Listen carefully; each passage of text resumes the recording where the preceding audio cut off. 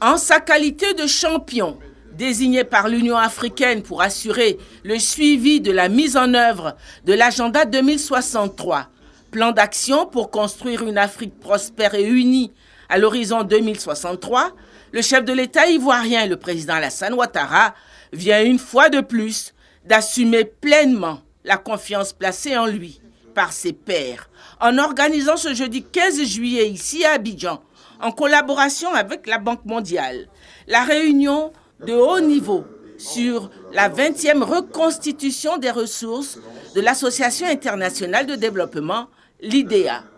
10 chefs d'État du continent ont effectué le déplacement à Abidjan, sans compter les nombreux autres chefs d'État qui ont participé aux travaux par visioconférence.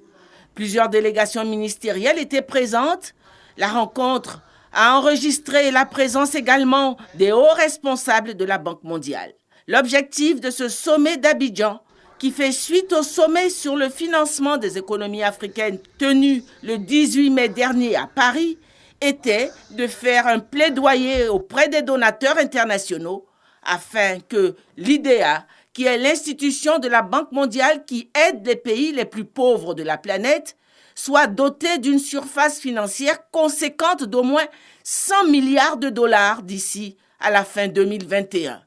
pour permettre à l'institution d'apporter un soutien efficace aux États africains lourdement entravés dans leurs efforts de développement par la pandémie de la COVID-19. Je voudrais tout d'abord vous féliciter, Monsieur le Président et cher frère Alassane Ouattara, d'avoir pris l'initiative d'organiser avec d'aussi importants partenaires que sont la Banque mondiale et la Société financière internationale, cette rencontre de haut niveau consacrée à la 20e reconstitution des ressources de l'IDA. Il me plaît à juste titre de saluer votre incontestable leadership sur toutes les questions économiques du continent et plus globalement sur la mise en œuvre de l'agenda 2063 de l'Afrique dont vous êtes le champion. L'Afrique a été interrompue dans son élan par la pandémie de la COVID-19. Elle a connu la pire contre-performance jamais enregistrée au cours des dernières 25 années, avec un taux de croissance de moins 2%, une augmentation de 25 à 30 millions du nombre de chômeurs et un retour d'à peu près 40 millions de personnes dans l'extrême pauvreté. Si on y ajoute la forte destruction du capital humain consécutive aux fermetures des milliers d'écoles, des centres de santé et des structures de formation, les chocs sont incommensurables. Cette importante doléance des États africains trouve un écho favorable auprès de la Banque mondiale, comme l'ont affirmé le directeur des opérations de la banque, Axel Van Trotsenburg, et le directeur général de la Société financière internationale, Mactar Diop. Reste désormais à motiver les donateurs, d'où la nécessité d'élaborer un plaidoyer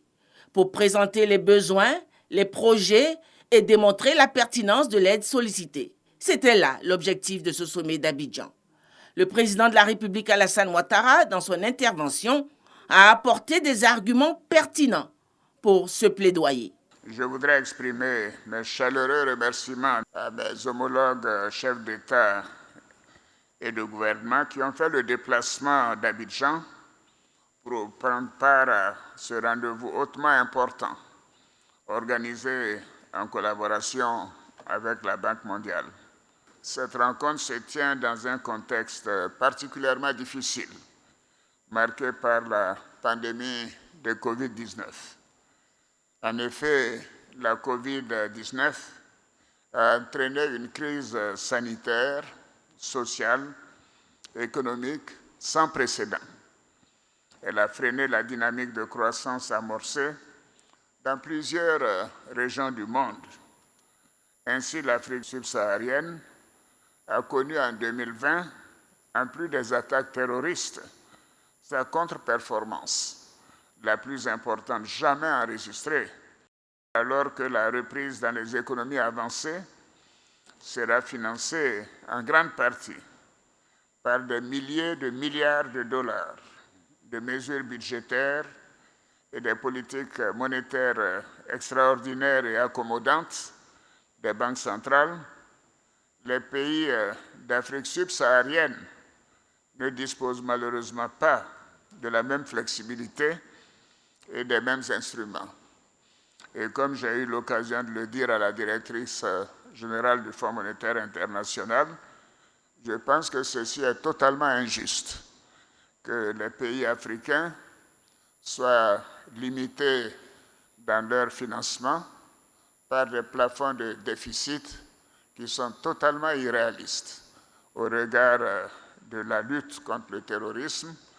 de la pandémie que nous vivons. Et bien évidemment, si Axel et ses collègues arrivaient à augmenter les ressources concessionnelles, je pense qu'un autre plaidoyer que nous devrions faire, c'est de dire au Fonds monétaire international d'accepter d'augmenter les plafonds de déficit dans les pays en Afrique au sud du Sahara, comme cela a été fait pour l'Europe. Je dois dire que je suis totalement contre cette volonté de maintenir les déficits à 5 ou 6%, alors que les pays européens sont à 8 ou 9% et les États-Unis sont à 9% de déficit. Mais cela étant, le Fonds monétaire estimait le besoin de financement en Afrique subsaharienne à 285 milliards de dollars sur les prochaines années pour lutter contre la pandémie de Covid-19, le dérèglement climatique et accélérer la reprise économique. La cérémonie d'ouverture a fait place à la photo de famille pour immortaliser cette importante rencontre. Les chefs d'État ont ensuite eu leur huis clos pour se concerter.